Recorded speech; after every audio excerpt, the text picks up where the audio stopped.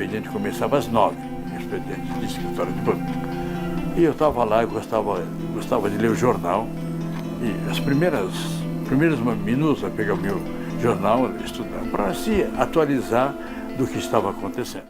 No dia 1º de fevereiro de 1974, Hiroshi Shimuta, hoje com 80 anos, chegou bem cedo ao 22º andar do edifício Joelma, no centro da capital paulista, onde trabalhava. O expediente começava às 9 horas da manhã, mas ele decidiu chegar antes das 8 horas porque queria ler os jornais antes de começar a jornada, para se atualizar sobre o que estava acontecendo no Brasil e no mundo. Acabara de ser pai de gêmeos. Uma menina e um menino haviam nascido no dia 18 de janeiro e ele sequer os havia segurado no colo porque nasceram prematuros e ainda permaneciam no hospital. Eu estava na minha sala aguardando o início do expediente enquanto lia meu jornal e então recebi um telefonema da portaria me informando que o prédio estava ardendo em chamas, relembra Hiroshi. Era por volta das 8h45 da manhã, quando o edifício Joelma começou a pegar fogo, após um curto-circuito em um aparelho de ar-condicionado. Vários fatores contribuíram para a aceleração das chamas, fazendo daquele um incêndio catastrófico. Naquele dia, São Paulo enfrentava muitos ventos, fator que contribuiu para a propagação das chamas. Além disso, aquele prédio não tinha brigada de incêndio, escadas de emergência ou plano de evacuação e as ligações elétricas eram improvisadas. Os andares não tinham isolamento, a cobertura era de telhas de amianto sobre uma estrutura de madeira. Por fim, os hidrantes estavam sem água. Uma sucessão de erros. O incêndio no edifício Joelma foi uma das maiores tragédias ocorridas no Brasil. Embora o país nunca tenha se preocupado em homenagear esses mortos ou transformar essa tragédia em um memorial, as marcas e lembranças do incêndio permanecem vivas em muitas pessoas. Hoje, no canal Bússola Perdida, vamos reviver a dolorosa história do edifício Joelma, trazendo detalhes até então desconhecidos, o antes e o depois da tragédia que ceifou a vida de mais de 180 pessoas e deixou mais de 330 feridas. Nos acompanhe nesta história de dor e sofrimento, mas também de redenção e coragem. No coração de São Paulo, na Avenida 9 de Julho, erguia-se imponente o edifício Joelma. Construído no início da década de 1970, ele representava o auge da arquitetura comercial moderna, um símbolo do crescimento acelerado da cidade. Com 25 andares e ocupado majoritariamente pelo Banco Crefisul de Investimentos, o prédio era um retrato do progresso. Inaugurado em 1971, o edifício Joelma foi uma obra do arquiteto Salvador Cândia. Construído em concreto armado, era composto por duas torres de 25 andares. Uma ficava virada para a Avenida 9 de Julho e a outra para a Rua Santo Antônio, no centro da capital paulista. Entre elas, havia uma única escada central. Ele tinha características arquitetônicas muito interessantes. Tinha 7 andares de estacionamento, mas, pela altura desses andares, compunham uma altura de aproximadamente 10 andares. Por isso ele não tinha marcados 3 andares. Ele pulava do 7º para o 11º andar. Do 11º ao 25º andar, o prédio contava com salas de escritórios que, naquela época, estavam sendo ocupadas pelo Banco Crefisul. Muitos estavam ali em busca do primeiro emprego. Sexta-feira era o dia de entrevistas de emprego no banco. O livro Fevereiro em Chamas, de Adriano Dolf, traz o relato de um funcionário que estava levando, por exemplo, uma irmã para a entrevista de emprego naquele dia. As salas eram repartidas por divisórias e tinham carpetes, móveis de madeira e cortinas de tecido, que contribuíram para que o fogo se alastrasse rapidamente.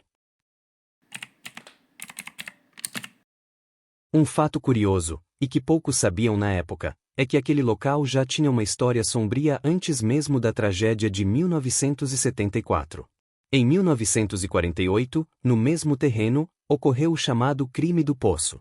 Um professor chamado Paulo Ferreira de Camargo, de 26 anos, assassinou a mãe Benedita Ferreira de Camargo, 56 anos, e suas irmãs Maria Antonieta, 23 anos, e Cordélia, 19 anos.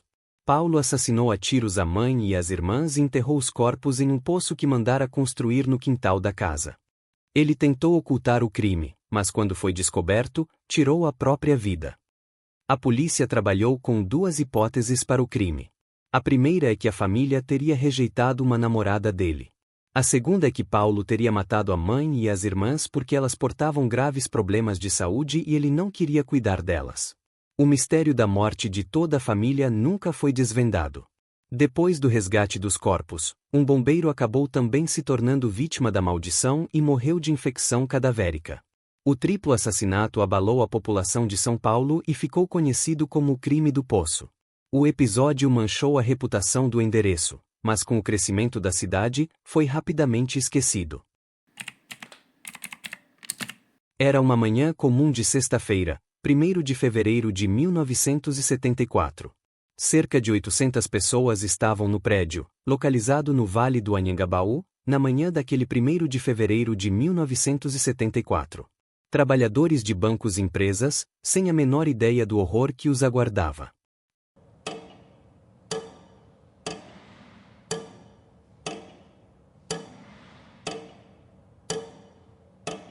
Por volta das 8h50 da manhã, um curto-circuito em um aparelho de ar-condicionado no 12º andar deu início ao inferno. Em questão de minutos, as chamas se espalharam como uma besta faminta, consumindo o oxigênio, se alastrando pelos andares superiores, alimentadas pela grande quantidade de materiais inflamáveis na estrutura. O prédio, que não possuía saídas de emergência adequadas, tornou-se uma armadilha mortal. A fumaça espessa e o calor extremo impossibilitavam a fuga. O desespero tomou conta dos corredores. Pessoas corriam sem direção, gritando, chorando, tentando escapar do inevitável. Muitos funcionários, no desespero, começaram a subir pelas escadas, na esperança de escapar do incêndio quando o mesmo fosse extinto. Sem saber, a maior parte deles estava se dirigindo à morte. Foram mais de 3 horas de incêndio, que destruiu 14 pavimentos. Segundo os relatos, os botijões de gás nas copas das empresas explodiram e lançaram blocos de paredes. Nos braços da mãe, que saltou para a morte no 15º andar, uma criança de 1 ano e meio foi salva em um dos episódios mais dramáticos do incidente. A multidão acompanhou o salto bem em frente ao prédio. O choro da criança, levada imediatamente ao Hospital das Clínicas, foi ouvido logo após o impacto da queda. No último andar, segundo o depoimento de um dos sobreviventes, um rapaz jogou-se ao chão. Engatinhando, aproximou-se da borda do terraço. Porém uma labareda fez com que ele escorregasse e ficasse suspenso no ar, segurando no parapeito até não mais aguentar e despencar na rua. Sem ter como deixar o prédio, muitos tentaram abrigar-se nos banheiros e parapeitos das janelas. Outros sobreviventes se concentraram no 25º andar que tinha saída para 2 terraços. Lembrando-se de um incidente similar ocorrido no edifício Andraus, 2 anos antes, em que as vítimas foram salvas por um helicóptero, que pousou em um heliponto no topo do prédio, elas esperavam ser resgatadas da mesma forma. Os helicópteros que tentavam fazer o resgate não conseguiam pousar, porque no Joelma não havia heliponto ou qualquer espaço na cobertura que permitisse uma manobra. No auge do caos, um grupo de 13 pessoas acreditou que o elevador poderia ser a salvação. No desespero, entraram na cabine e apertaram os botões, na esperança de serem levadas para um andar seguro. Mas o destino foi cruel. O fogo se espalhava rapidamente pelos cabos do prédio, e o elevador, transformado em um caldeirão de metal incandescente, tornou-se um verdadeiro crematório. Os bombeiros, ao conseguirem acessar o local, encontraram os corpos carbonizados, abraçados uns aos outros em um último gesto de desespero. Essas vítimas nunca foram identificadas, e ficaram conhecidas como as 13 almas do Joelma. Uma curiosidade é que, ano após ano, várias pessoas frequentam o que se tornou o famoso túmulo das 13 pessoas desconhecidas enterradas lado a lado no cemitério de São Pedro, na Vila Alpina, zona leste de São Paulo. Do lado de fora, uma multidão acompanhava a cena com horror. As janelas do Joelma se transformaram em portais de desespero. Funcionários, sem alternativa, subiam para os andares mais altos. Alguns acenavam por ajuda, enquanto outros, incapazes de suportar o calor infernal, tomaram a decisão mais aterradora: saltaram. Corpos despencavam do céu como sombras de morte. Mais de 60 vítimas que fugiram para o terraço morreram carbonizadas. Outras pessoas caíram após ficarem penduradas ou se atiraram do prédio, em cenas que ficaram marcadas na memória de quem acompanhou a tragédia. A cidade mobilizou-se em um frenesi de urgência. 1.500 homens, helicópteros, ambulâncias, viaturas e até carros-pipa particulares se uniram na tentativa de conter o incontrolável. A multidão se aglomerava ao redor do prédio, olhos arregalados, bocas entreabertas. Testemunhas impotentes de uma tragédia sem rosto, mas com muitas vítimas. O tempo corria contra todos. Munido apenas de uma corda, um dos bombeiros começou a subir, e ao alcançar o 12º andar, encontrou um cenário de horror. Corpos em chamas, paredes negras de fuligem, gritos cortando o ar como lâminas invisíveis. O desespero fazia com que as pessoas tentassem improvisar rotas de fuga. Cordas feitas de lençóis se desfaziam no ar, arrastando seus criadores ao asfalto cruel. Uma mulher, vestida apenas com calcinha e sutiã, caiu da janela segurando uma dessas frágeis amarras. O tecido não resistiu, e ela acabou se chocando contra o chão, enquanto a multidão assistia, horrorizada, sem nada poder fazer.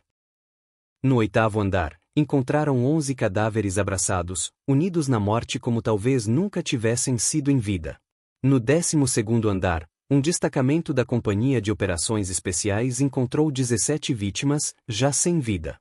5 estavam no banheiro, talvez tentando fugir da fumaça. 12 estavam no saguão, onde a esperança de uma saída se transformou em armadilha. O calor e a fumaça eram tão insuportáveis que os próprios bombeiros precisaram ser retirados às pressas. Acima, no topo do edifício, a situação era ainda mais desesperadora. Um helicóptero da FAB tentou se aproximar para resgatar sobreviventes, mas o calor era infernal.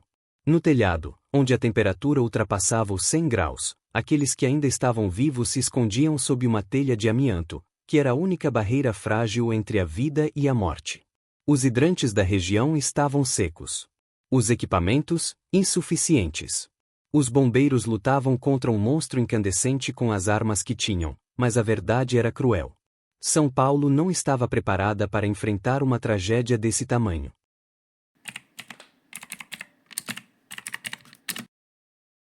Quando, finalmente, o fogo cedeu, restou apenas o silêncio. Um silêncio pesado, repleto de luto. Os cadáveres se amontoavam nas ruas, esperando para serem levados ao Instituto Médico Legal. O último resgate aconteceu às 14h20. Após o trágico incêndio, o edifício Joelma permaneceu interditado por aproximadamente 4 anos para reformas e adequações de segurança. Sua reinauguração ocorreu em setembro de 1978, quando passou a ser chamado de Novo Joelma. Contudo, o nome Novo Joelma não conseguiu dissociar o edifício da tragédia anterior, impactando negativamente a comercialização de suas unidades.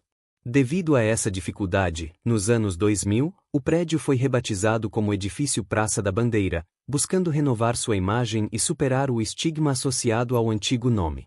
Atualmente, o edifício Praça da Bandeira abriga escritórios de diversas empresas e é um marco na história de São Paulo, simbolizando tanto uma tragédia quanto a capacidade de renovação urbana. Mas nem mesmo uma nova identidade foi capaz de apagar o que aconteceu ali. Relatos de eventos sobrenaturais persistem até hoje. O estacionamento subterrâneo, onde os corpos carbonizados foram temporariamente depositados, é um dos locais mais temidos do prédio. Funcionários relatam portas que batem sozinhas, elevadores que se movimentam sem comando e sussurros de vozes que ninguém pode ver. O andar do antigo 12º piso, onde o incêndio começou, é evitado por muitos, e muitos seguranças se recusam a trabalhar no turno da noite. Após a tragédia, foi criada uma lenda assustadora associada às 13 almas. Dizem que quem trabalha e frequenta as salas comerciais do prédio de 25 andares ouve vozes, sussurros, gritos e ruídos de passos em andares vazios. Muitos dizem que as 13 almas ainda aparecem em fotografias, em sombras que surgem onde não deveriam estar. Quem passa pelo local diz sentir um frio intenso, como se algo invisível tocasse sua pele. E quem foram os culpados por aquela tragédia? As imagens daquele 1º de fevereiro continuam vivas na memória desses sobreviventes. Cada uma dessas pessoas, seja um sobrevivente, familiar ou mesmo quem presenciou de perto aquele terrível desastre, teve que conviver com as recordações à sua maneira. Segundo relatos de sobreviventes, nem o condomínio, nem a prefeitura e nem o Banco Crefisul disponibilizaram psicólogo para as vítimas após o incêndio. Houve uma batalha pelo reconhecimento de que o Crefisul teve responsabilidade no incêndio. O banco chegou a indenizar alguns por acidente de trabalho, e entendia que era o suficiente, e que não era devida indenização às famílias pelos mortos. Foi uma batalha de 5 anos que chegou ao STF, Supremo Tribunal Federal, e que o pagamento só ocorreu após 10 anos, com idas e vindas embargos declaratórios. Os valores pagos foram ínfimos. As pessoas só começaram a receber, de fato, a indenização após um acordo com o Grupo Crefisul, que não era mais o Crefisul.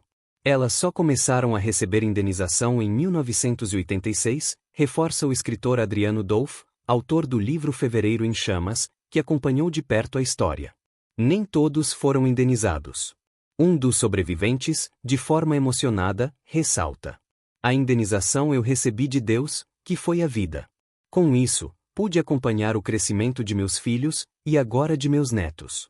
Pelo lado criminal, 5 pessoas foram responsabilizadas pelo incêndio no Joelma.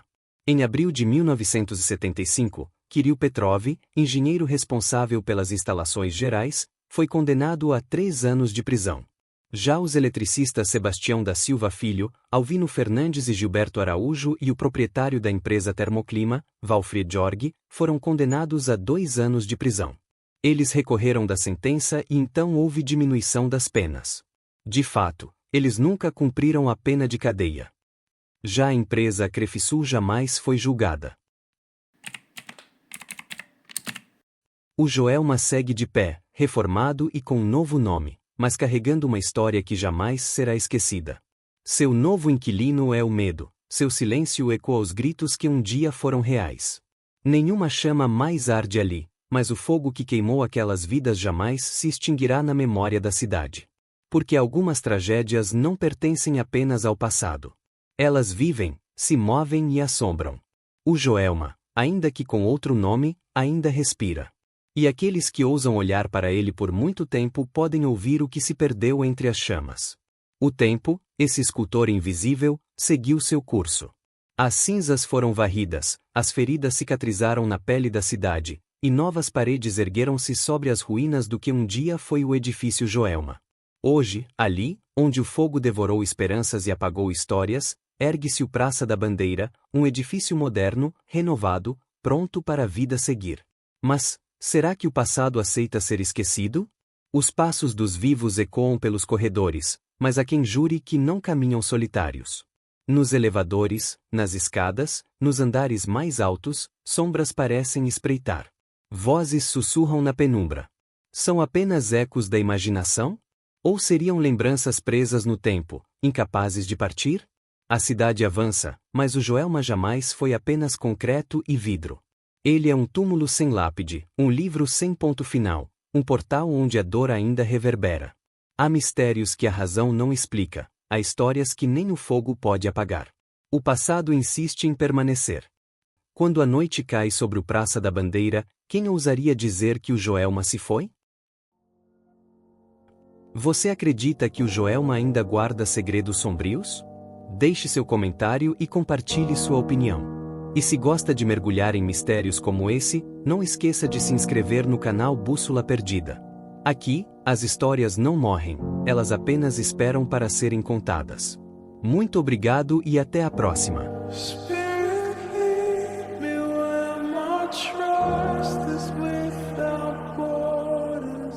Let me walk